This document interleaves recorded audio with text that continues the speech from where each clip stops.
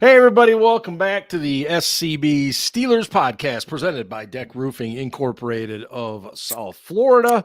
We are very pleased to be part of the Variety Sports Network. Are you drinking a Coors Banquet beer? A classic Coors Banquet. That's right. Wow. Talk about coming into the show strong. That is not even a Coors Light, ladies and gentlemen. That is a Coors Banquet beer. We had some beers left over from Hairfest. Beautiful. Fantastic. Welcome in, everybody. I don't know if Mr. Bozick has checked in tonight, but he was there. We drank many a beer. He was enjoying the Coorses. The Coorses and the Coorses Lightses. Coorses. Welcome, everybody. And to repeat the words of Jen, football is indeed back. And you know it's back when you see a play where there's two turnovers on one play. You know it's the preseason, baby, right there. And that's what happened tonight in the Hall of Fame game between the Texans. Well, the thing that's cool about games like that is you got a bunch of guys that are just trying to make the team. Oh, my God. And they bust their ass. But, yep. little mishaps like that take place. Mm-hmm. They're kind of fun to watch. Yeah, they are. Let us celebrate the moment where Kenny Pickett peaked in his career. Hey, speaking of that, since it makes an interesting segue, I think that I just want to go ahead and mention this now. Everybody who's getting fired up about George Pickens making big plays or Justin Fields having a nice practice or whatever else, think back to last season when Kenny Pickett was fucking flawless during camp practices and during the preseason games. Okay. Think back to it. This doesn't mean shit. So would that nothing? Would that also mean that Matt Canada was flawless in the preseason? He absolutely was. You know, it's almost as if Matt Canada was actually running his own offense, the regular offense versus vanilla defenses. And not running a vanilla offense. I'm just thinking out loud. Ian coming in seeking a little. Man, that was a bad day. That was a bad day, but Sean Sweesom did bring a lot to the team. He was a good player, and we thank him for his service. Absolutely. I mean, good player, great guy. Sean Sweesom didn't blow out his knee on the shitty Benson Field turf, we would have never had Chris Boswell. You know, after Squeezem blew out his knee, or Garrett Hartley, or Scooby Dooby Doo, or Scooby Doo. Yeah, that guy was what great. A mess! What did that cost? A 4th round pick. Squeezem, they paid him over $5 million the next 2 years. Yeah. He had a nice career. He got a nice severance. They didn't need to, but they did. Yeah, they kind of did. Yeah. They basically, I mean, what they didn't have to do was they didn't have to tell him to apply for it, but he was entitled to a settlement on his contract because of the career-ending injury. And the Steelers said, you have a special needs kid. You need to apply for this and get that money. Yeah. Yeah. I mean, Jen coming in very well educated tonight. Probably more educated than the rest of us. Which one of the Texans wide receivers? And more sober. Yeah, clearly more sober. Yeah, you're right, Jen. Who the hell knows? We'll talk about that. I'd take John Mechie if they don't have a spot for him. Hey, hell yeah. Right. It's somebody's coming.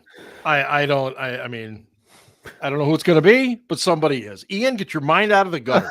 I swear, Ian immedially reverts. Well, I shouldn't say just Ian. I was going to say, usually it's Scarps. That's why I try not to laugh. Somebody's coming. Oh, that's my bad. I'm a little tired tonight. Hey, all good.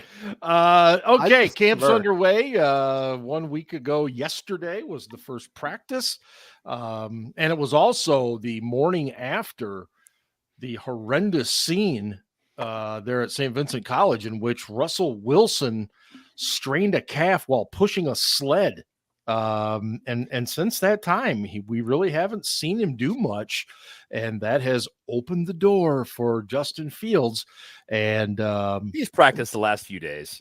He is. He's ramping up, as they like to say. Yeah, he's another one who yeah. threw a bunch of dimes in practice today, and it's like I told you, it's great that he's throwing the ball accurately, and my understanding is he's been consistent in practice, but it's a step up from football in shorts. When nobody hit you, you should be accurate. You goddamn well better be accurate.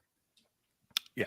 I mean, you are getting either touched on the hit pad as the defender goes by, or they don't even touch you unless you're a Landon Roberts and decide to give you a little, shoulder shrug. In Roberts' defense, Fields did tuck the ball and run. Yeah, no, I didn't have any problem with any of it, to be real honest with you. I mean, all he did was just give him a shove and he hit the ground. Big fucking deal. And the linemen did what the linemen are supposed to do. The linemen did do what they your should quarterback. Do. Yes, they did do that. Yeah, I totally good with that all the way around. So it sounds like they were just fine after practice too, which I would have totally expected. That's what happens. We talked about this on the show last week, that fights happen all the time in practice. It's a normal thing, and it's actually good because they're getting aggression and energy out. Absolutely. Yeah. And I like it now. I mean, Arthur Smith has talked through this first week when he's been interviewed. The players are saying the same thing about aggressive play, being more physical. And this doesn't have that feeling of just talk the way we've seen it the last several years. And by the way, shout out to our man, Derek. I don't know if you saw Derek. He had a chance to interview Arthur Smith today, and Smith was apparently so impressed. He's like, you ought to come work with me. So good for Derek. Derek's put in a lot of time and energy right on his craft. So good for him. I don't know. The quarterback thing after 1 week does not concern me one bit at all. Fields has been great 1 minute, not so great the next minute, and terrible the next. I don't feel any different than I felt before camp started. No, me neither. Yeah. Sorry. Yeah. I besides last year's, Kenny Pickett peaking in the preseason, social media is everybody's highlight reel, and particularly on X, where if you get that blue check mark, there's a chance that you're making 75 cents per month by getting engagement. And we all know that everybody on X who has that blue check mark with 58 followers is just trying to get engagement. And listen, if you go to training camp every day and sit in the stands and post videos, and kudos to you, because I don't have time for that. But I will say, if you're going to post all the good videos, post the shitty ones too. Right. And from what I've heard from my little birdies is that Justin Fields has had some nice plays, and he's had some really not nice plays. And isn't that the whole story of his career, right?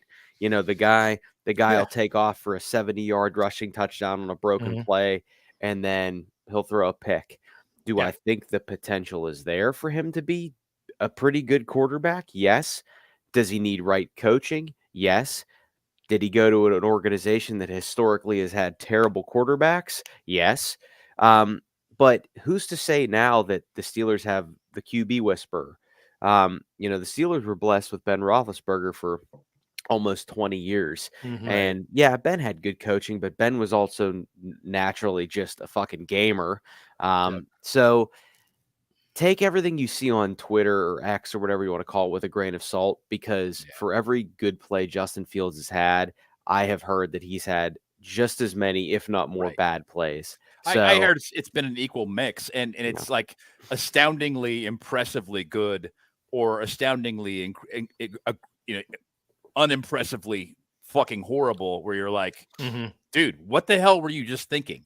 And that's what his tape says too. It's like, okay, you got a lot of ability, and it's undeniable how good you could be if you just made better fucking decisions with the ball.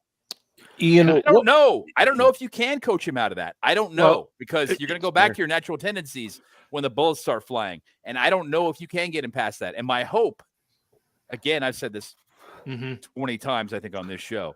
My hope is that if he sits for a year and watches that the light bulb will turn on, and he'll go, "Oh."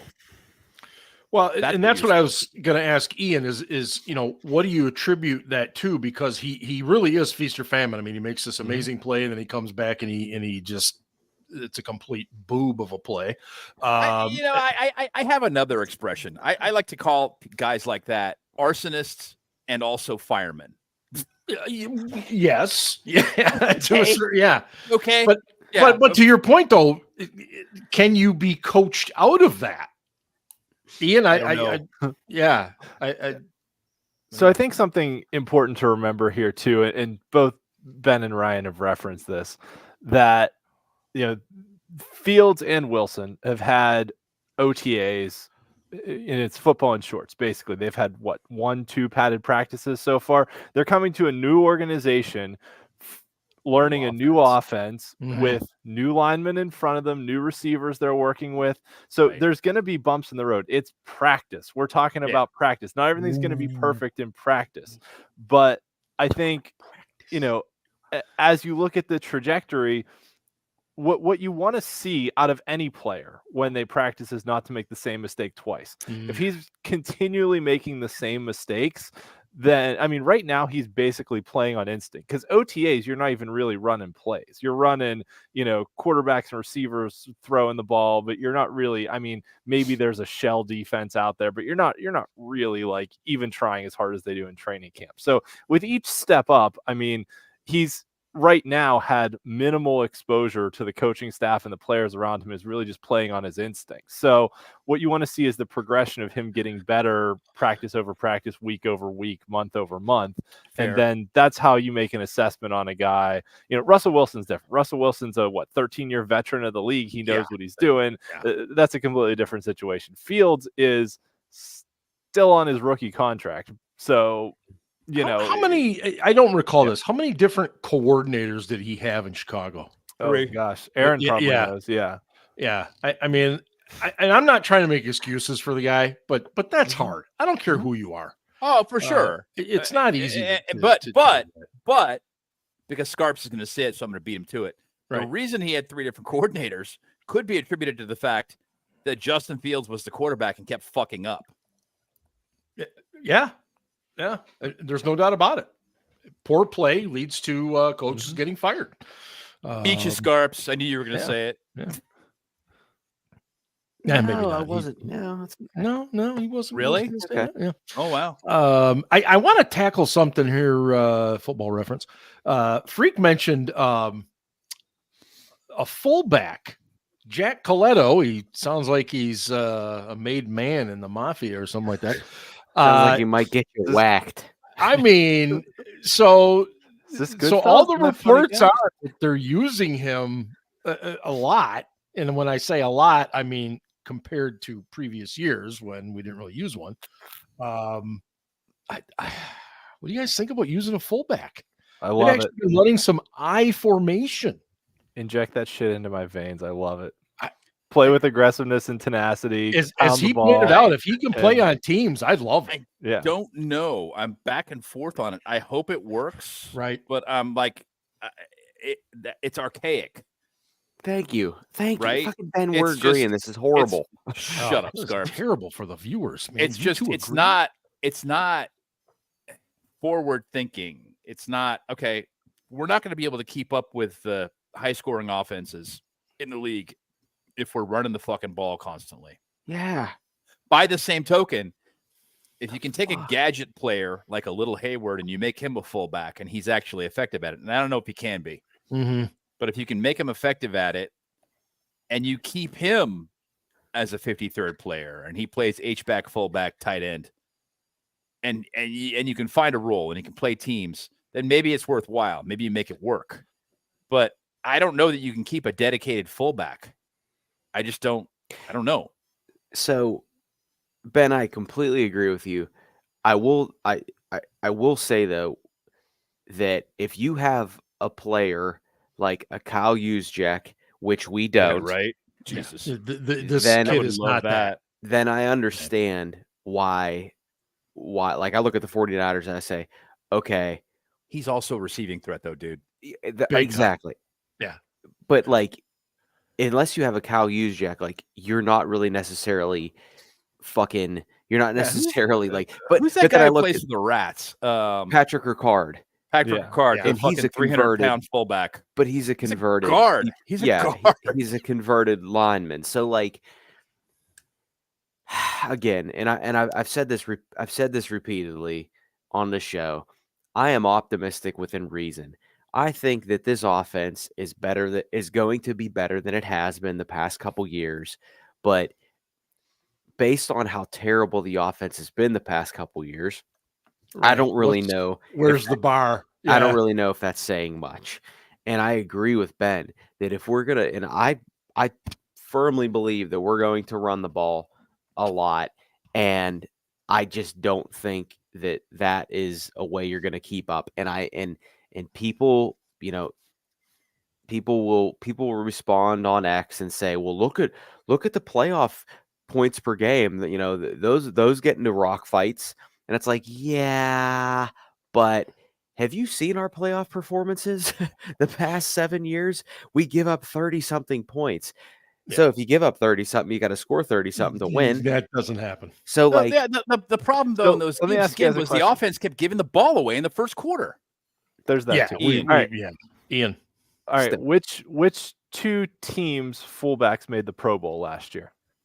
I don't know. 49ers. I would guess the 49ers Niners were one, and who was the other one? No, it wasn't the Ravens actually. Chiefs. Wasn't the Chiefs? No. It was the Dolphins fullback. Oh, so Alex Ingold? Yes. Ingold. So Alec Ingold. Sorry. Ryan will know this. Hold on. I have a second part of this question, Ben. Shut up. Okay. Let the man fucking speak. Ryan, where did those two teams finish in points per game last year? Shit. I'm gonna say top 5. I don't know if they were Second 1 and 2. And third. Okay, yeah, 2 and 3. 2 and 3. So yeah. So if you get a good one and use him properly, it can be extremely effective. It's not a hindrance to your offense to use. You know what? They just need, little Hayward's here. Bring back Derek Watt. Fuck it. Just bring the family back. Derek Watt's retired. He's enjoying retired life. Hayward Derek fullback. Watt didn't particularly like playing for the Steelers. I don't know if you guys are aware of that. They didn't use him. No, I can't blame him. I mean, they paid him well, but then they paid him well to sit around and be TJ's brother. Right. Man. Hayward did play fullback at Michigan State his last year there. He was more primarily a fullback than anything else. I only say that as a matter of fact. That doesn't mean that translates to the NFL. I don't know how great of a blocker he is in an I formation type situation or any other type of lead. In fact, I tend to lead towards probably not great, just based on what I've seen. But it's an interesting thought. I'm glad Freak brought it up because Coletto has been talked about quite a bit. You guys alluded to it a little while ago with the wide receivers, and Jen brought it up with the reference about the Texans. Roman Wilson down, and when you hear week to week, that's probably never good. He's in a walking boot. They said it's an ankle, and Tomlin really didn't go any further than that. Scarps, I'll start with you. Does that indicate to you that even more this team is going to now add somebody from outside? I'm sure you can tell I'm annoyed by the whole wide receiver conversation, and I've been annoyed this whole offseason. Well, we all should be, because they traded away their best wide receiver. Deontay Johnson is better than George Pickens. George Pickens is a one-trick pony right now. He's a one-trick guy, and he has the potential to be good, but he's not consistent enough. And say what you want about Deontay Johnson, but Deontay Johnson is top 5 all time in Steelers history in receptions. He's top 10 in yards, and he scored 25 touchdowns. So they traded away their best wide receiver, and they have added minimal. And for all the people out there dreaming and trying to manifest that Roman Wilson was going to be this amazing player. First of all, he's a rookie, so he wasn't really going to play anyway, and now that he's hurt. So he was already on a fucking moving train that he was behind, and now he's even more behind. So, Yeah, you know what? You could look at your little Van Jefferson catches over the middle from Russell Wilson, and Austin apparently has been impressive. They just cut Marquez Callaway, but yeah, you got Calvin Austin III, who has been a dud so far. And it's like Austin apparently so far this year. Now, granted, camp. we're still the whole camp thing, but apparently he's been impressive so far. And I was told all offseason that the con artist was going to make this huge trade, and they were going to pay DK Metcalf or Brandon Ayuk $30 million a year. So angry about what you read and fucking on Twitter because it pisses me off. Because the people on the people on Twitter vote. They're going to vote in this. I don't want to get political. I'm just saying that the same dumbasses on Twitter bring in a going social media interventionist. I know. People know. And I'm dumb. I'm an idiot. I'm not the smartest person in the world, and I get shit wrong all the time. But you know what? You can't look at this wide receiver room objectively and what they've done with the wide receiver room objectively and tell me that they're doing good right now, because they're not. Forgive me, Ian. I forgot about Scotty Miller. Yeah. Well, no, you made a good point about last thing, but George brings this up. DJ gave up on plays because his feelings got hurt. What about Pickens? He quit. He didn't block for Jalen Warren. They both did. They both did. And that's why DJ's gone, because they got sick of DJ's bullshit and basically said, okay, he's having an influence over this kid who's extremely talented. Mm-hmm. If we keep them together, this is a problem. So who's influencing George Pickens now? I don't know. We'll find out. I really hope this coach, who apparently won't take his fucking bullshit, will continue not taking his fucking bullshit. Yeah, I think that's a big reason Zach Azzani was brought in. I think it is too. I know it's a reason the last guy got fired. Yeah, no doubt about it. And I have always been torn on the DJ trade. I know talent-wise he's a guy you need to have, but at the same time, if I don't want to keep fucking dealing asshole. with the bullshit. So he's a fucking prick. Well, you cannot pull the shit that he pulled and call yourself a team leader. And as you say all the time, Ben, that position just lends itself to that behavior. I don't disagree, Ben, but I think Pickens is just as big as a dick, probably and immature. Yeah, I think he is in a different way. And he's not consistent enough. Yeah. And here's the thing about Pickens. He's one of these guys that's so talented that he's just been able to cruise through practice all week, at every level of football he's ever played, his entire career, and just show up on game day and fucking ball out. Yeah, almost like Martavis Bryant did. Yeah, Martavis. Yeah. Yep. And at least Martavis had AB in front of him who worked his fucking ass off, right? Mm-hmm. So he had that, and it was like, okay, well, you got this dude, even though he's a head case, but he really fucking works hard. Maybe Martavis will start working really hard, and maybe that'll work out. But it didn't work out. But he didn't. He didn't what? No. I was saying that Marcus Wheaton didn't produce as much, but Marcus Wheaton also worked his ass off. So Martavis Bryant had quality examples of practice and preparation right in front of him, and George Pickens doesn't. And well, hopefully he does now. I don't know. He's the number one or whatever. But he anyway. I've talked a lot. Go ahead, Ian. Sorry. Coach Zach Azzani was brought in because those guys were doing what they were doing. Back to my original question, Ian. Do you think this? Was there a question? Believe it or not, there was. Do you think this makes it even more likely that they have to bring somebody in via trade or something? No. I'll be a little contrarian. I don't think they were going to bring anyone in anyway. I think, looking back at Arthur Smith's offenses, you usually have one clear number one receiver, and then it's kind of plug and play, a lot of tight ends, a lot of 2 tight end, even 3 tight end sets, running backs out of the backfield, all that. I mean, he's designed some good offenses. Mm-hmm. It's he had a lot of talented players in Atlanta and didn't maximize them. But nevertheless, I mean, what he did in Tennessee was pretty good, and probably a good comparable for what we're kind of looking at with a veteran quarterback and probably going to run the ball a lot. But nevertheless, I think they were. I don't think they were planning on adding a number 2 receiver, or this team usually doesn't heavily count on rookies to contribute anyway. So I think this year, at least for Roman Wilson, was kind of a whatever you get out of him's a bonus. That the way they constructed their roster with Van Jefferson, who has NFL experience, he has starting experience. I mean, that hasn't put up a ton of numbers anywhere, but he's a 5-year vet. Scotty Miller's been around for 6 years and has kind of followed Arthur Smith around, so it's a guy Arthur loves.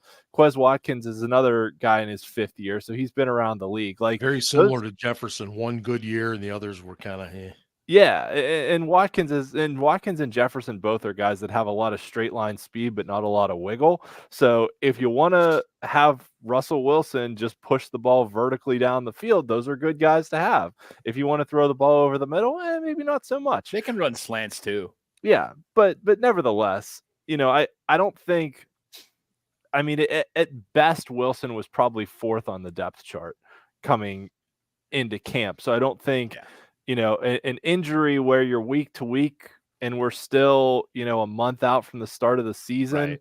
He could be back for week 1 and, maybe he gets a helmet, maybe he doesn't. I mean, he's going to make the roster just because of where he was drafted. Yeah, but absolutely. I mean, he very easily could have been a healthy scratch for week 1 anyways, even if he'd been healthy for all of camp. So I don't think it changes the calculus a whole lot. Now, that said, if they were already planning on looking at receivers on the market and adding someone, I don't think it changes the calculus that way either. So if they were already thinking about it, they're still thinking about it.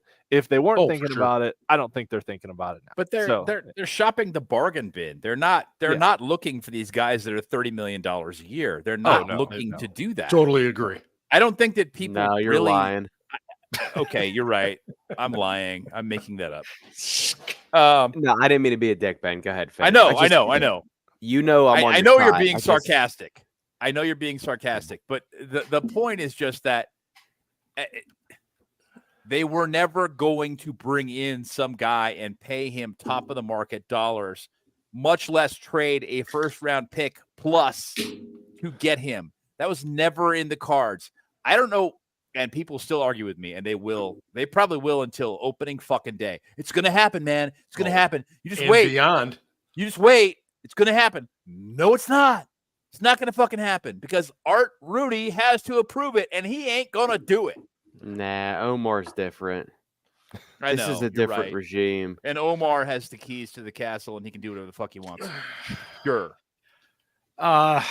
Offensive line-wise, I don't think any of us ever get really too carried away with offensive line this time of year because they do a lot of experimentation, but I must admit I've been a little curious.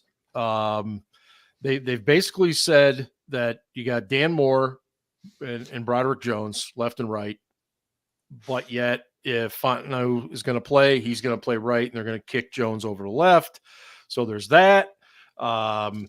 Spencer Anderson is getting a little bit more time. Jones had a lot of reps at left. A lot of reps. No, I know that this was maybe 4 or 5 days ago that I was told that. And then Spencer Anderson, who kind of was more of a tackle when they drafted him, but versatile. He's been getting more guard time. Yeah, Mason McCormick's been playing both sides. Yeah, and center. Frazier, I don't know that he's coming along quite as quickly as they want him to, but I'm not gonna. It's been a week. I'm not gonna get overly crazy about that either. No, but I think the point is, the last couple seasons, this team kind of has gelled around week 8, 9, or 10, and it usually is around the offensive line. With our schedule, we can't afford to do that this year. We got to win some games early. Yeah, you better get hot early. They can't. They don't have to get hot early. They have to be competent early. The offense is the offense particularly. I'm sorry, not the whole team. I expect the defense to be competent out of the gate. The offense has got to be competent early. They've got to be, they got to score 23, 24 points a game on average. They got to be there. They're never okay, I don't want to say never, but probably not this year, going to be a 28-point a week game offense. They're just not. They're not built that way, which is why they're planning on running the ball more. They don't have the horses. They don't have the wide receivers. We're not set at quarterback, as somebody pointed out, Steelers freak. We're not set at quarterback anyway. Why invest heavily in wide receiver when you're not set at quarterback? You don't know who your quarterback of the future is even. No. No.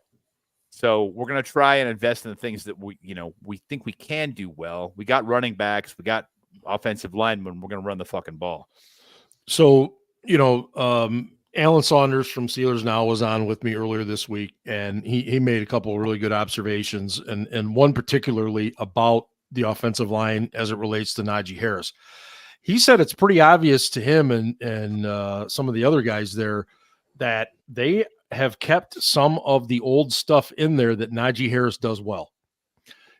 Because we've talked about, we've talked about the fact that gap in some inside zone. Right. It isn't really set up for Najee, but they've definitely made some adjustments to get him going a little bit there. So I think that's kind of cool in a sense, just because it would be so easy just to say, oh, Matt Canada, your offense sucks. We're completely scrapping everything. But at least you recognize that there were some things that at least helped with one guy in particular. And, Najee's had a decent camp from what I understand. Jalen Warren has Najee talked to the has Najee talked to the one day, the very first day, and that was it. Yeah, that was it. Very briefly, or what did he? We talked a little bit last week about this. In fact, Scarps, you talked about it because we were talking about the PR angle. Because remember, he didn't say anything during OTAs and minicamp. We thought that he had to at the minicamp, but he did not. He wasn't contractually obligated to. So the very first day when they moved into St. Vincent, he did speak. He said he was disappointed. He understands it's a business. He said he likes it here, but that was it. And I don't think he said anything since then. Yeah, he also said that they told him that the offense wasn't set, but then like Omar also said something. Omar said that they talked to him about it like more like it was a business decision. I don't know. My three sides, every story, mine, yours are the truth. Sure. Let's just split hairs there. I just I've said this many times on this show that the two people that got punished last year for speaking out were Chooks, who's gone but got a nice deal at New England. Is Chooks and Naj. Because Minka speaking out is a superstar privilege. Well, Minka was telling Terrell Austin what fucking defense to run at the end of that Packers game at home, and Minka to get in trouble. So like, it's like, I don't know, like, I get it, and again, it's a superstar privilege. You can get away with that shit if you're super talented. Antonio Brown. Yeah. Oh, okay. Right. Classic example. You and I both know about a whole bunch of shit that he did that was never reported. Never reported. Yeah. I know. Okay. Superstar privilege. When you're really fucking good at this game, there's shit you can get away with. When you're Chooks Okorafor and there's a guy behind you who can play either tackle position better than you, shut the fuck up. Well, so, but, and you all know that I am not the biggest Najee fan. I don't think he's a bad player. I don't think he's great. I think he's a pretty good player. That I think, has his flaws, but he also has his moments. Yep. But when you're a young team and you're looking for leadership, and you, from a PR angle, that is as much as he's right in his message, he's wrong to say it to the media. That's what I was going to ask you, is what he said wrong, because I don't know that it was. That message, if he was so pissed off about it, he could have said, guys, I know you got a job to do and I appreciate you, but I'm just really upset about some stuff that's happening right now. I can't elaborate on that, but I want to talk to my teammates and my coaches first before I say anything further. That's fair. And then he goes into the team meeting room while Mike Tomlin's wearing his black Air Force Ones. Well, here we go. And he said, Najee says, yo, we fucking suck or something like that. Like there's just a difference. Like I think Naj and this is just like I don't blame their PR people. You have to be able to have hard conversations with those guys, and it's a lot easier to have those conversations with guys that have won things, that are familiar with winning, that are familiar with success, as opposed to a young guy that's trying to make a name for himself and try to establish himself as a leader. And I really do think that burned him, because instead of saying it for sure. to Ryan, did you guys have, once the team was together, did you have any kind of like a workshop's a terrible word. Did you have some kind of meeting where you basically said, look, guys, we're the PR people. Did you guys workshop it? You're going to have microphones and cameras in your face all the time. Dumb. These are some talking points, and these are some things to just step away from. Yeah, we always had rookie media training. So anybody that was a rookie, whether you were a draft pick, rookie free agent, or tryout guy, you got that. And then if you were a rookie and you made it to training camp, you got the annual training camp video, speech, handout, pamphlet. I mean, we had a guide to the media that had like headshots of all the media guys. Like I remember Ed Bouchette had a picture from like 30 years ago. But like Ed, if you're listening, shout out. You were an OG. And then, but not just that, we would meet with guys daily. Like we would be aware of what was going to be asked. We'd be aware of what the news was, whether it was Steelers related or not. You know, if it was a, you know, I'm trying to think who, like, you know, whatever, an offensive lineman from another team got a deal, and one of our guys was eligible, regardless of position. We would go up to him and we would say, hey, you're probably going to be approached. And quite frankly, there would be times when we would say, go in the other way. You know what? Do yourself a favor. Go in the other way in the cafeteria today, and then eat, rest up, come back out on the way. And if they approach you, just say, guys, I'll talk to you after practice, stuff like that. We absolutely did our best job for the guys and for the media. And again, those are not pleasant conversations to have. I can't tell you the number of times somebody be like, fuck you, Scarps, or fuck you, Ryan, I don't want to talk to you right now. Right. But like you have to do right by the organization, but also do right by the media. And yeah, I mean, even after a game, I mean, I remember this, and I remember after the Broncos game, Demaryius Thomas. Yeah, I remember walking up with the other PR guy to Ike Taylor, and he was fucking beside himself. Yeah, and we're like, Ike, they're gonna talk. They're gonna want some questions, man. Like literally, like looking at Ike Taylor and be like, dude, you know, like I love you. Like literally, as a brother, it's not your fault what happened, but like I can't protect you in this instance because they have to talk to you. And like, him just like sort of looking at you and just like staring, sort of like staring into your soul, and knowing that he hates you in that moment. But like, look at him, look at how look at his career. Like, you know what I mean? I don't know. And I don't think it's easy. I think it's gotten harder to have those conversations. No doubt about it. As social media has expanded and so on. Yep. No doubt. Ben, I do want to give you a little bit of credit for something, which is probably a huge mistake. In any case, you've been on the Beanie Bishop Jr. bandwagon since they signed him, and it continues to look that way. He's just a good fit. I agree with you. You know, they got rid of some of his competition this week. And really it's pretty much him and one other guy for that spot. I mean, he's even taken reps ahead of Cam Sutton. You know, obviously Cam can't play for the first 8 games, which makes sense. But I got to give you credit, man. He just was a good fit for that. Didn't have a lot of success as an outside guy because of some limitations, but man, he seems to be fitting on the inside. Yeah. Bishop is going to make his share of mistakes. He's going to fuck up, in my opinion, as all rookies do. And I have a feeling when Sutton comes back, he's going to lose some time at that spot. But I think that long term, he could be a fix there, and it could work out. Is it?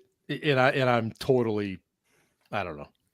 Is it at all possible he plays well enough that you can just say, thanks, Cam Sutton, see ya down the road? It's possible, but I think that Cam Sutton as a minimum salary player is going to have some value to you, to your team, because he can play inside, outside. He's smart. They're going to keep him because their schedule's going to get so goddamn hard at this point. Aaron, I've got some. I'll send them to you. I'll overnight them so you can put them all over Cleveland Stadium. So, good idea. Got some stickers. That is a great idea. That's what Hall of Famer Rick did. I sent him some.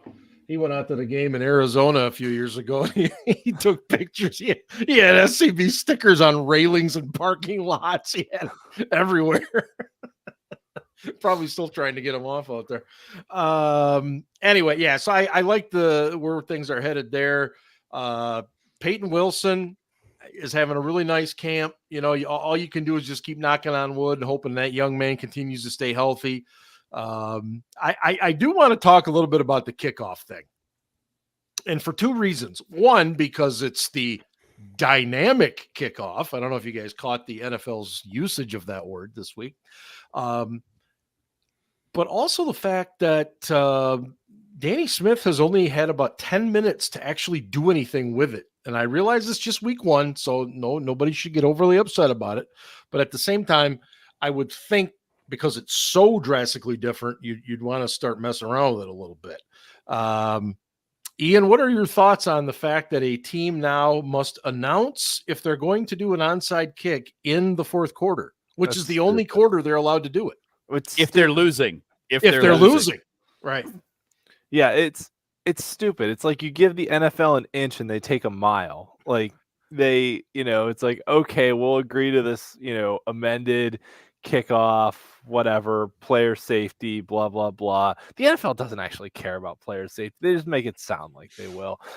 But, I think strategically there's some interesting things that can happen. They care about PR, Ian.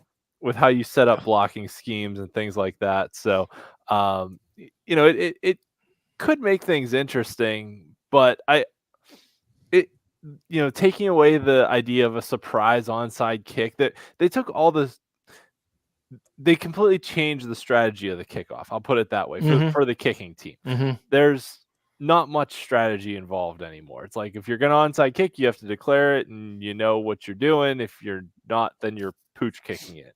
But there's a lot more strategy for the return team now too, with how they set it up and all that, and where they place their guys and so on and so forth. But I don't know, it's stupid. I don't like it. I'm a purist though. I'm like, just play the game how it was designed. I don't know, Scarps, I agree 100%. Yeah, I mean, obviously we know the famous cower call. That was the first thing I thought of. And one of the biggest, and they lost. Obviously, they lost, but like that, they should have fucking won if that asshole hadn't thrown those picks. But that absolutely changed momentum, and huge.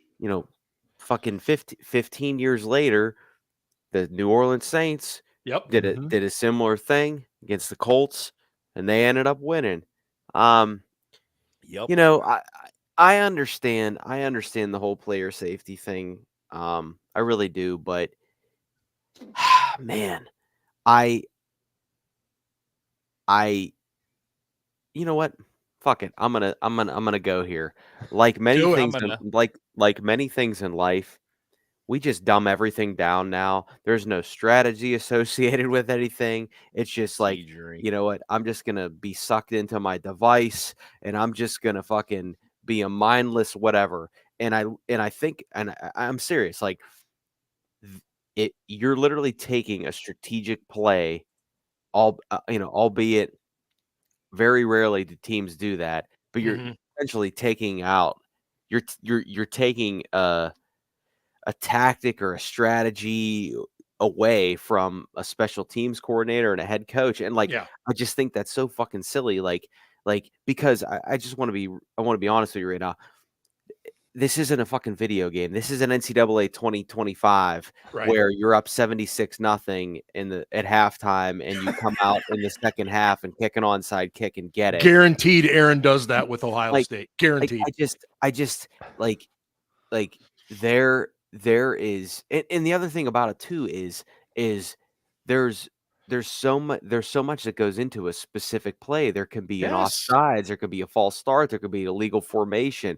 And yet they're just like, nah, I know you want to win this game, and this game is really important, but you need to tell the other team what you're doing before you do it. And you can only do it when you're losing.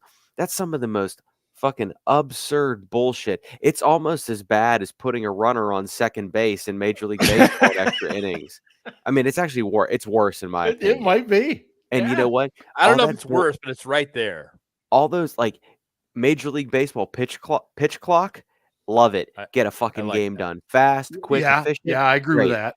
NFL in the postseason, each team is guaranteed a possession regardless of who scores touchdown. Totally get it, but don't come up to me and say, "Oh, we care about player safety," but make sure you tell the other team when on a strategic play.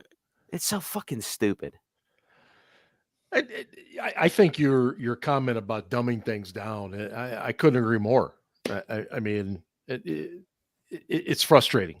It's really frustrating. They're taking one of the really intense, anxious moments out of a game for players, for coaches, for fans. I'm kind of speechless about it. It's just frustrating. Don't keep telling me player safety when you keep talking about adding games. Yeah. That's the frustrating part. Well, that's but we're gonna take away a preseason game. And no one cares.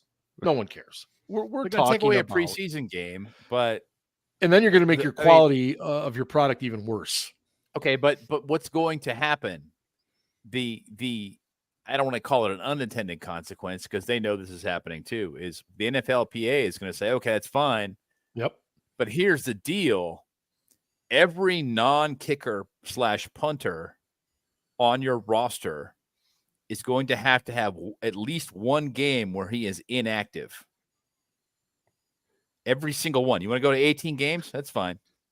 But every single player, every non-kicker on your team is going to have at least one game where he is inactive. If I agree with you, Ben, but if I'm the owner, what am I going to say in return to that, though? Owners. And I'm going to say I'm not giving you a game check then. No, they're going to go, okay, well, that's fine. They're not paying him anymore, Mark. They're not paying him anymore. They're just dividing it by 18 weeks as opposed to 17 weeks. It doesn't but the NFLPA is going to say, I want more pay then. Of course they are going to say, I want more pay.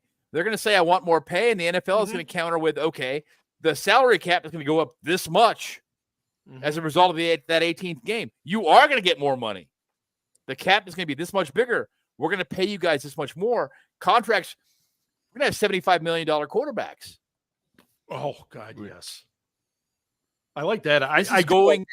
This is going to happen. We're going to raise, fine. They'll raise the salary floor for minimum salary players and all that shit. That's how they got the last CBA through. Was they appealed to the lower class guys. Right. And they'll do that again. They'll do that again. They would never do this, but if you want to go to 18 games, what if you did 9 weeks straight, 2 straight weeks off? So 9 weeks, 2 bye weeks, and then 9 games. So every team was on the same playing field.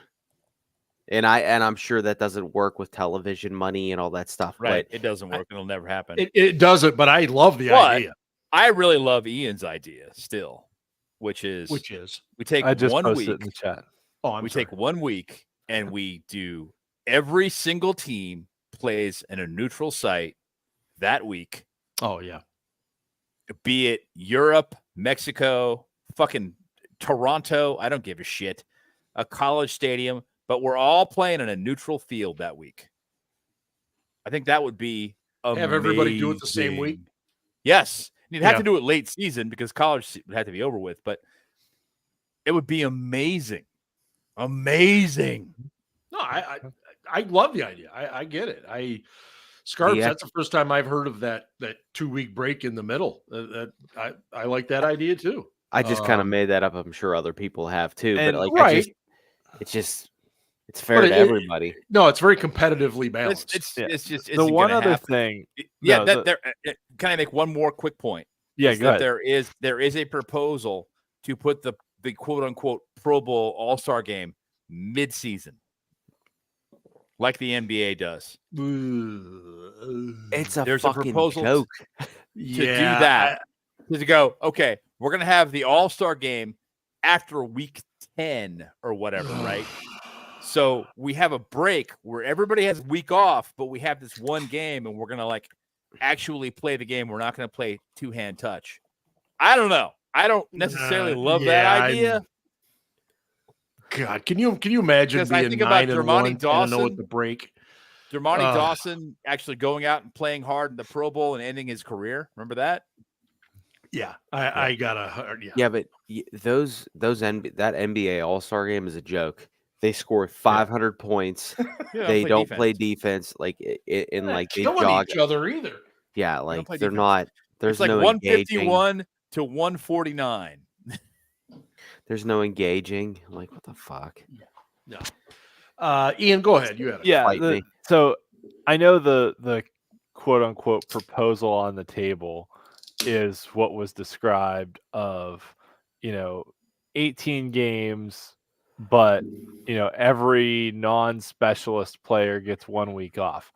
Right. That's never going to happen, and I'm just going to say it's never going to happen for one simple reason: gambling in fantasy football. There's so much extra money invested that could you imagine, or you would have to declare by Wednesday or 2 days before the game who wasn't going to play. No, you have to declare on Tuesday. I agree with you. Yeah, because. This guy, and this guy are off this week.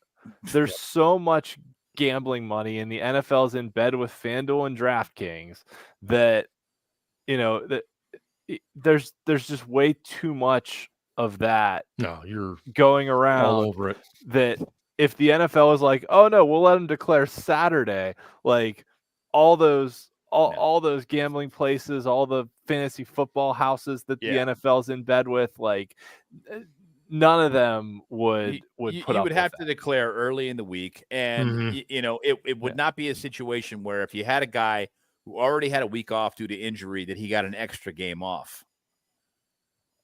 You already had your week off, you were injured. Maybe you had 2 or 3 weeks off. You were injured. You don't get another week off. So it's still more wear and tear on your body, regardless. Yep. So the whole player safety thing. Charlie brings up an interesting question. I think there's no doubt the NFLPA will ask for expanded rosters, but I don't for sure. The chances of that. They're going to ask for expanded rosters, better benefits, increased salaries at the bottom, a whole bunch of other shit. Yeah. And obviously they're going to get not a bigger piece of the pie, but there's going to be a bigger pie. Last year, the NFL was an $18 billion business. Yeah, they go to 18. Bad. They go to 18 games, and they keep increasing. Who they're selling games to. Now you got to do a whole bunch of basically pay-per-view situations. Mm-hmm. If they keep doing that, pretty soon it's going to be a $30 billion business. And they pay no taxes because they're a nonprofit. Well, the NFL, nonprofit. The NFL organization pays no taxes, but the organizations, the 32 organizations themselves, do pay taxes. Right. Yeah. Yes. Ian, didn't you Because- say this year in particular is incredibly shitty for season ticket holders? Oh yeah, it sucks. Yeah. In the past, you could tell this year they made the schedule with television in mind. Yeah. Like in the past, it was like they made the schedule and then the networks would bid on what games they wanted. This year, you could definitely tell that certain networks were like, we want, the Bills Chiefs, we want the whatever other, we want the Cowboys Eagles and whatever it is. And it was like, okay. And there was a bidding system that happened too in the past. Yep.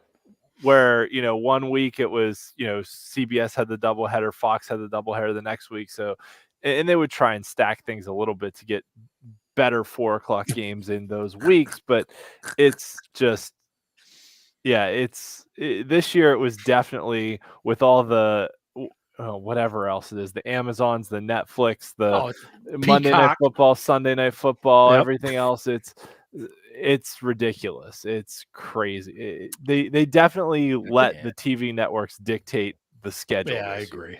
Did you guys happen to catch any rugby during the Olympics at all? I watched the highlights from that women's game. A little bit. I mean, I've watched rugby before. Well, what I was going to bring up was this. They don't wear helmets and they have really good form tackling. Yes. Amazing how, But you brought up the traditionalist piece there, Ian, and I miss the days when, one of your rostered players was actually your kicker. You didn't have specialists.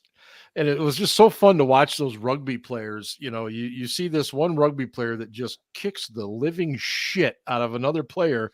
And then 2 seconds later, they're kicking, a very accurate, kick from a long distance and they nail it. It's like, holy shit. I'd love that. No offense, Boswell and kickers, but I'd love to see that return. Give me a big lineman out there trying to kick an extra point. Right?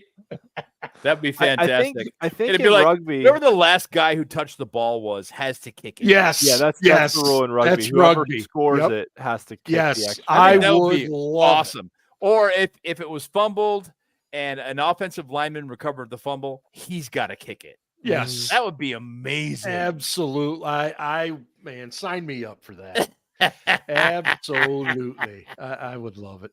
The Steelers did announce last Saturday their inductees for the Hall of Honor. I don't think any of these are controversial picks by any stretch. You got Dick LeBeau as coach, obviously, and Casey Hampton. And we also had why did I just blank? I was thinking of Marquise because we talked about him the week before.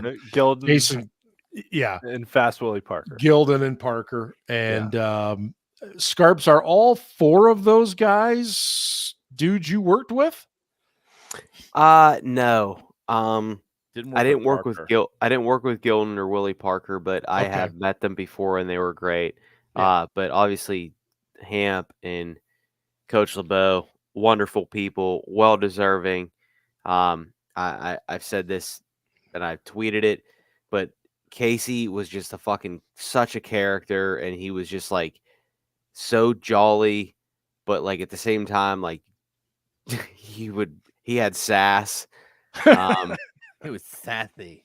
Yeah, and I just remember like his. Don't get me. I mean, like you should see him now. He's svelte. Like he's fucking skinny. He's just.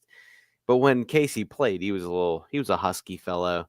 Oh, and I remember someone asked him one time about like Ziggy Hood, because Ziggy was like pretty ripped for a big guy. And Casey was just like, man, he weight room strong. I'm grown ass man strong. And I'll never forget that.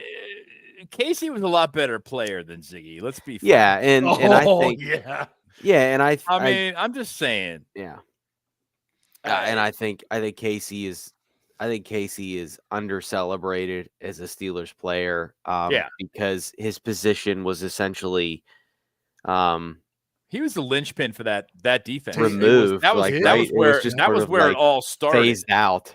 His job was to occupy everybody else. His job was to two-gap every down, or most downs. Except, you remember the one play against New England, the one time he dropped into coverage? Yeah, that was hilarious. It was really That funny. was awesome. They dropped him into cover. Okay, we're gonna drop you into the flat. Yeah. Fantastic. Didn't expect that shit, did you? You're gonna play a shallow zone, and Tom Brady Wasn't there a story about that though, where he came off the field bitching that he had to run too much or something? I seem to remember that. I remember the story that Hampton always wanted to play fullback in practice. So I think it was Tomlin let him do it one time in training camp, and he got absolutely blown up by somebody on defense. And Hampton was like, "Oh, I guess this is harder than it looks." All those guys deserving, and Willie, I forgot he only played 6 years. Yeah. Yeah. So here's an interesting question about Willie Parker. That one long run in the Super Bowl 40. That I mean, it goes down in history. That alone. Yeah. That moment. Yep. That moment right there. Willie Parker is the third leading rusher in Steelers history.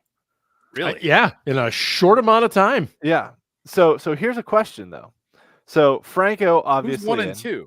Franco and Jerome. So Jerome is 1 or 2? 2. Franco is 1. Yeah, Jerome is 2. I think Willie Jerome has more career yards, but not not with the Steelers. Yeah. More. Yeah, I'm looking at it. Yeah, no, not with the Steelers. Franco had almost 12,000 yards and 91 rushing touchdowns. Oh, Jesus Jerome Christ. had 10,500 yards and 78 touchdowns, and then Willie Parker was like half that. It was like 5,300 yards and 24 touchdowns. I had no idea that Franco had 91 touchdowns. Holy shit. Crazy. Yeah. Okay. So here's the question though. Yep. Okay. Franco's number 1 in the Hall of Honor, obviously, because he's in the Hall of Fame. Jerome number 2 in the Hall of Honor. Willie Parker's number 3 now in the Hall of Honor. John Henry Johnson is number 5 and in the Hall of Honor. Does number 4 Le'Veon Bell get into the Hall of Honor? Fuck no. I agree. Probably not. Le'Veon was only like 40 yards short of Parker and had 11 more rushing touchdowns. If he took that, Le'Veon was a fantastic performer while he was with the Steelers, but he wasn't around long enough to. No, I don't think so. I don't think so either. And the team didn't accomplish anything either. Really, because the defense sucked donkey balls. But I really wish that he had signed that fucking contract. That would if he did, he would be in the Hall of Honor. Yes, I agree. I agree. At minimum, he might have gotten to the Hall of fucking Fame because they would have invested in the offensive line. Does AB make the Hall of Honor? Oh yeah. Eventually, yeah. I think so too. Because he's going to go into the Hall of Fame. Dies. He's going to go into the Hall of Fame, and I don't mean like I want Art to die. I'm just saying that like I get what you're saying, it would take a lot. No, I don't disagree with you. I want me to die. I don't disagree. Well, he called me a cracker on Twitter, so I really don't want him to be in the Hall of Honor. So. He did. I know. An asshole. He called a lot of people a cracker. He did. Yeah, and he probably I'm will. sure he called you a cracker. Ian. Yeah. He called you a cracker. Actually, he never. Privately. Scarps. I don't think he ever. No, he was privately. Still, privately, he called you a cracker. No, he was still right before he responded to your tweet or quote tweeted you. Privately. Right before he quote tweeted you, he referred to you as a cracker. Look at what this cracker tweeted. I need to excuse myself in a second, but I want to say this. Oh, speaking of leading rushers in Steelers history. Yeah. If Najee Harris has about 1,150 yards this year, he will be top 5 all time in Steelers history. Wow. And he's not going to get a second contract. And you all know that I said this earlier. Don't think he's great. Don't think he's bad. But should he be in the Hall of Honor because he moved into the top 5? Is Deontay Johnson worthy of the Hall of Honor because he moved into top 5 in receptions? I mean, you had I think you need to think about these things. You had 12 games and then went to 14 games, then 16 games, and then now 17 games. Mm-hmm. Oh, good. I'm glad you think of that because I feel the same way. it's context, right? So John Henry Johnson, who played 37 seasons and only played in 25 games, right? like that matters. That dude was pretty bad. No, it does matter. Yeah, I also would say I just don't think the rushing game is what it used to be. I think you look at it that way too. By the same token, you can look at the fact that the rushing game is more difficult now. Yeah. You don't see the 2,000-yard rusher either. So when you have a guy who's pretty consistent, you go, okay, well, that's pretty great. That's cool, I guess. I don't know. Naj, the biggest issue I have with Naj is they just shouldn't have burned a first-round pick on him that year. Right. They just shouldn't have. But as a human being, the guy's amazing. And as a talent, he's pretty good. Mm-hmm. He doesn't have that breakaway speed that we were hoping we would see. But he has lost a bunch of weight this year. I have a feeling he's going to have a better burst. He's going to be the decided number one running back this season. And he's going to leave in the offseason. He's going to be that guy. Ian, I was going to ask you a mathematical question here since I don't do maths. All right. Ask him a spreadsheet question. The 2,000 Hey, did you guys know that Ian, if you guys have any spreadsheet questions, Ian's really good at spreadsheets. I've made a few. Yes. He's made a few. Yeah. The 2,000-yard threshold, obviously it's a little different because of the 17th game, right? Yes. So what would a guy today have to rush for to make it equate to Mark doesn't have a calculator on his phone. I don't have it anywhere near me. So figure out what 2,000 divided by 17. Well, how many guys have rushed for 2,000 yards? No. How many guys have actually rushed for 2,000 yards in a season? It's only a couple. Only a couple, yeah, not that many. No, it's more than a couple. It's a handful. What the fuck are we talking about? How about here? a few? I'm gonna say it's a handful. Well, what? Nine. Lewis did it the 1 year. 9 guys. Did Jamal Lewis do it 1 year? I'm gonna say 9. There's 8. I just looked it up. It's 8? There's 8 guys. God damn it. Okay. All right. I was just now. wondering what to get to 2,000. So it's like $1.27 per game, right? Yeah, and OJ did it. He did it when it was 14 games. Right. Yeah, which is that was pretty badass. Amazing. Yeah. Jim Brown never did it. No. Which surprises me. I was just wondering how far past 2,000 yards a guy would have to go today in the 17th game to equate, that similar. So what you're asking is, all right, back in the 14 game, the 14 game time when OJ Simpson was the first one who did it, right? Right. So that was an average of 142, 143 yards a game, right? Yeah. Same with So 100. So what you're asking is 142 by 17 times 17. That'd be 2,400 yards in a season. Jesus Christ! Damn. Yeah, in a 17 game season. Wow. I mean, OJ was a killer running back. There's and there it is. Doubt. He knifed through defensive backfield. Oh, now here come all the puns. It was amazing. R.I.P. He could cut the heads off of safeties. So was the last running back to run for 2,000 yards though was Derrick Henry in 2020, and who was his offensive coordinator? Art Mustache Smith. There you go. Except we don't have a Derrick Henry. Do you think OJ was like standard OJ, or was he more like a blood orange? Oh my goodness. I really hope he was more of a blood orange. I'm going to hell. Really I don't care. All right. So speaking of Willie Parker, now even the audience is doing the puns. All right. What about Willie? I got a quick Willie story. So remember back in the day, with such a stabbing pain. Yeah. Oh my gosh. Remember back in the day that Hines Ward had that radio show that he did every week? It was highly entertaining. I think Tunch and Wolf were on with him. He had Lamar Woodley on for a little while, right? So the 1 year when Willie Parker was having a great year, I think it was 2013. It was the year he wound up like breaking his ankle against I think it was St. Louis. But they had Willie on, and it was looking like Willie was probably was leading the league in rushing and was doing really well. And Hines asked Willie Parker. He said, if you could take 3 people to the Pro Bowl with you, who would you take? And Willie was like, I would take Willie Parker Jr., and Willie Everett Parker. And he's like, I'm taking me, myself, and I, because nobody ever gave me anything, so I don't take anyone. I'm just taking myself. Because he is literally Willie Parker Jr. So he was like, I'm not taking anybody. And Hines was just beside himself. And I was like, that is the like that just stuck with me. I was like, good stuff. That's the most Willie Parker answer to a question. Ben hates fantasy football, but in 2006, Willie Parker had 1,700 scrimmage yards and 16 touchdowns. So he was just pretty good, balling.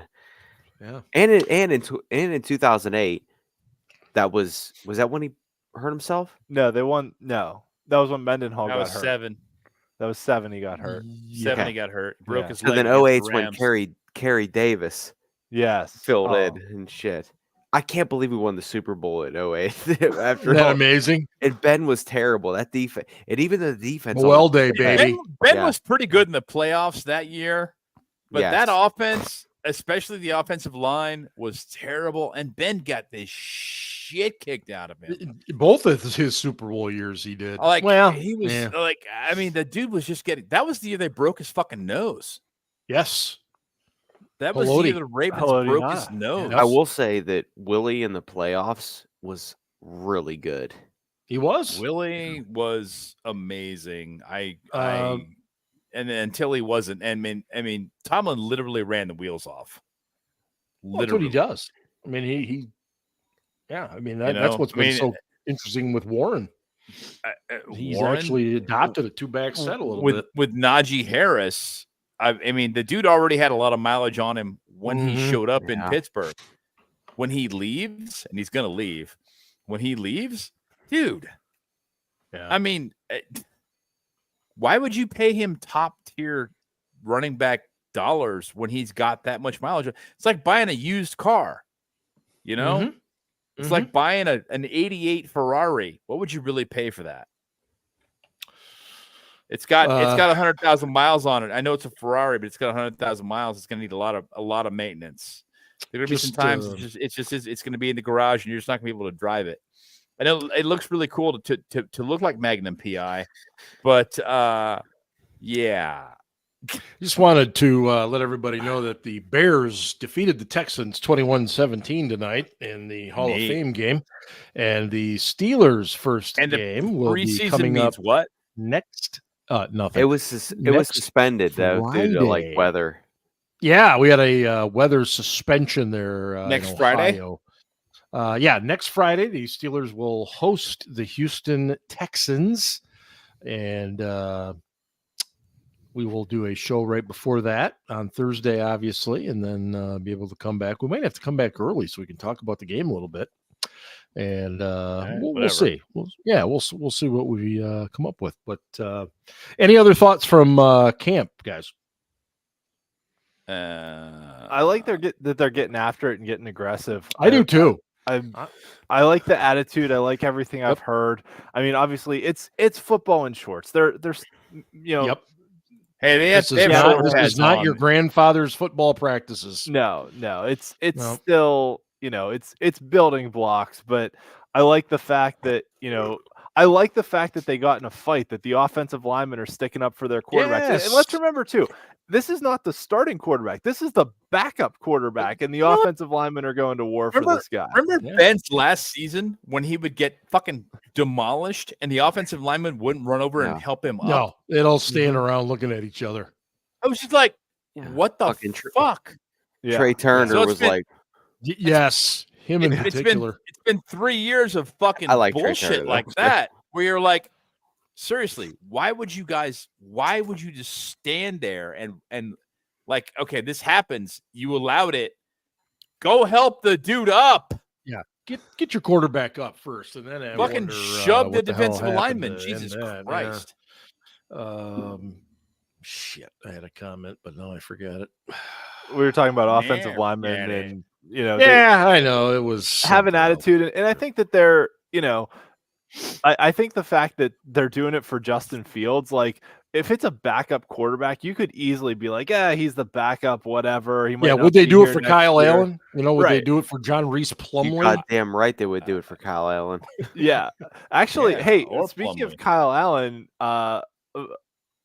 it was Josh Allen was interviewed at Bills training camp, and somebody asked him, like, if you could pick any 4 non-Bills players to play on a golf like foursome with you, if you're playing in a tournament, and Kyle Allen was one of the guys. He's like, Kyle's just like the vibes guy. He just brings the good times, and he's always good to hang out with. And so, having that in the third quarterback's not bad. Plus he's been around the league. He's got some experience, and I think having him and Russ in the room with Justin Fields will help Justin's approach, because it's not just what you do on the field, it's what you do between practices, between games, putting in work on film, all that other stuff. That allegedly when Justin was in Chicago and his veteran backups tried to show him things, he was like, whatever, fuck off. Yeah, Foles and who was the other one that was there? Some other douchebag. Trubisky? No, they weren't there. No. Trubisky. I can't think of the other one that was there. It was Foles and one other vet guy. The other thing about Kyle Allen is that he has double the passing touchdowns of Kenny Pickett and less passing attempts. Really? So wait, hang on, just for clarification. Yeah, he has twice as many touchdowns as Kenny Pickett with fewer passing attempts. Thank you, George. Yeah, I think it's like 10 or 15 fewer attempts. Yes. George nailed it. It was Andy Dalton that was there with him. Yeah. Dalton and Foles. Yep. Good call, George. It's the red BB gun, George. Get it right. Well, nowadays, it's like the red airsoft. I mean, it's it is. You're right. I don't know. Is Casey Kasem back tonight? Oh, Casey is back, and this is going to be horrible, but let's do it. Oh, let us be the judge of that, buddy. I'm really sorry that I missed last week now. I heard ladies and gentlemen, Casey. I didn't Kasem. do Casey. You didn't do Casey last week. Casey's Coast to Coast, American Top 40. Hello, everyone, and welcome to the week that was August 1st, 1967.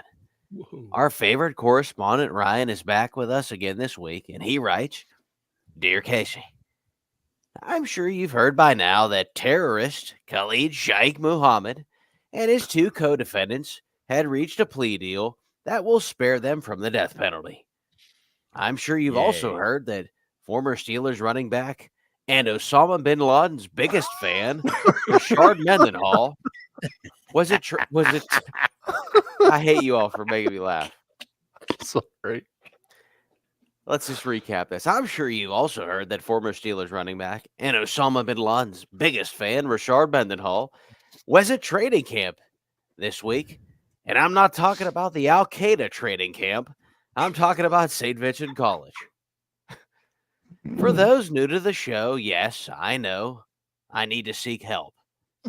And for those who may be unfamiliar with Rashard Mendenhall's antics, especially after SEAL Team's 6 Super Bowls killed Osama bin Laden, Rashard tweeted, What kind of person celebrates death?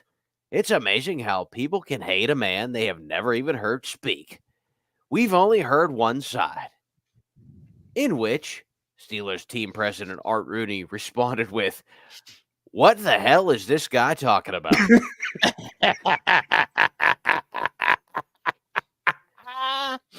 Casey, I'm no conspiracy theorist, but I find it odd that Rashard Mendenhall was in the news this week, the same time that the 9/11 mastermind struck a plea deal. Casey, in all seriousness, seeing Rashard being welcomed back to St. Vincent College gave me hope that one day, me and Antonio Brown will soon break bread with the Benedictine monks outside Bonaventure Hall. Probably not.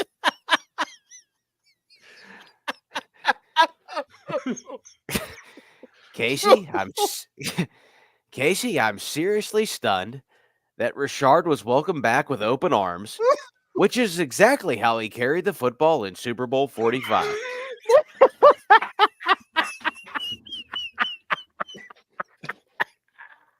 If you take away the Bin Laden tweet, you still have him calling Ben Roethlisberger a racist, him continually blaming others for his Ray Finkel moment in the Super Bowl.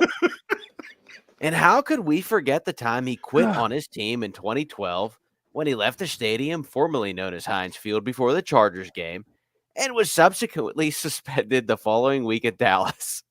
But hey, James Harrison supposedly slept in meetings and sabotaged his way out of town, only to be named to the Steelers Ring of Honor. And earlier this week, he was teaching baby Herbig how to pass rush. So, Richard, my apologies. Perhaps Zach Gentry will be welcomed at Eagles camp soon.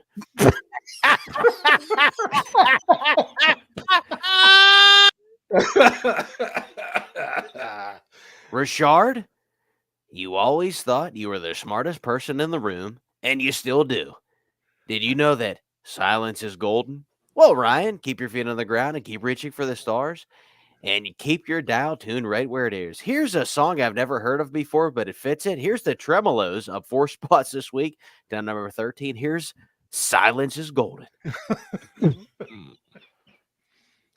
Outstanding. Well done. Well done. After a week off, you were I due. muted and myself because I couldn't stop you laughing. came through. You came through. Beautiful.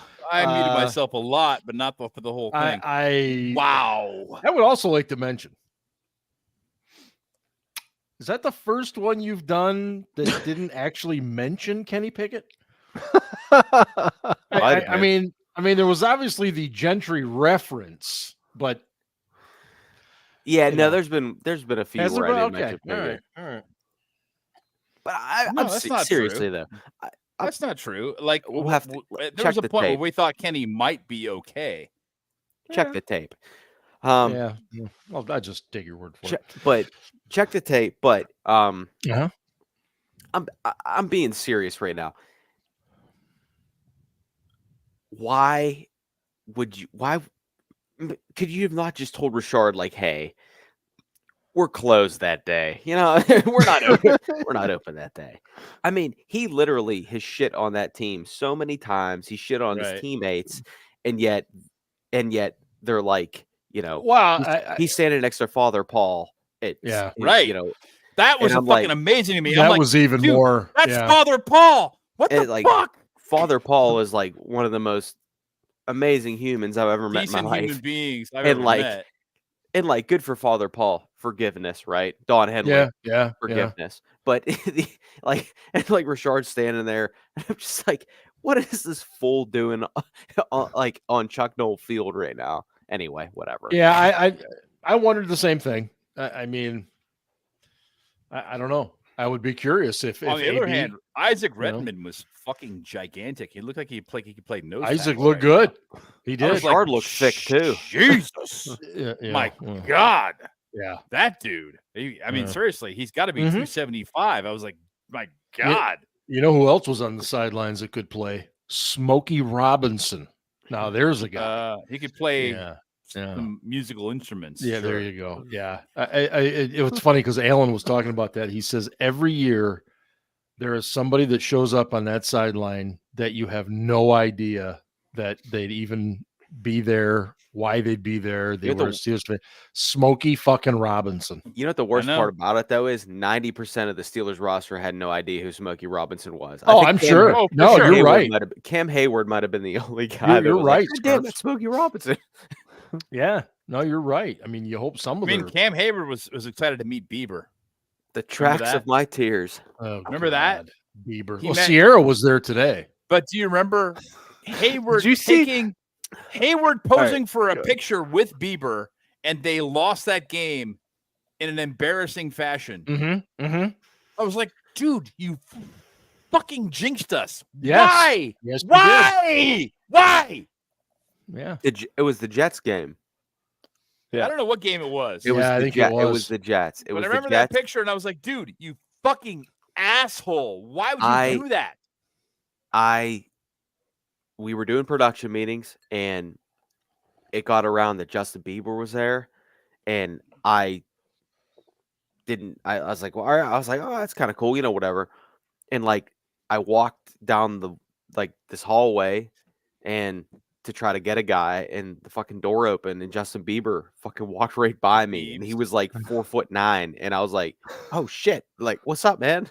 Very nice. Did he have an entourage with him? He had a couple of guys, but he was really nice, but like That's good. he was just really small. Yeah. So, Ian, what were you gonna say? I'm sorry. The pictures that were floating around on Twitter of Sierra Yes. Steelers camp today, I was like, In a I think golf cart. yeah, but whatever she was wearing, that shirt with the Steelers logo, I was like, I think my grandmother had that shirt. Like, I thought the same thing. What Yeah. a weird shirt to wear. Yeah, it had this giant logo with like the stripes on the sleeves. I was like, I think my grandma had a shirt like that. Like it was like she was trying to recreate a early 70s shirt or something. Yeah. I don't know. Yeah. All right, everybody. We'll get John out of here. We've taken up almost 90 minutes of your time. Thanks so much for everybody being here. Thanks for your patience. We've been putting in a lot of work on the website to change things up a little bit, make it a much better experience for you at steelcityblitz.com. So check that out. Check us out on our socials and everything else. And of course, we'll be right back here next Thursday night, 10 o'clock. And as always, go Steelers. Ravens suck.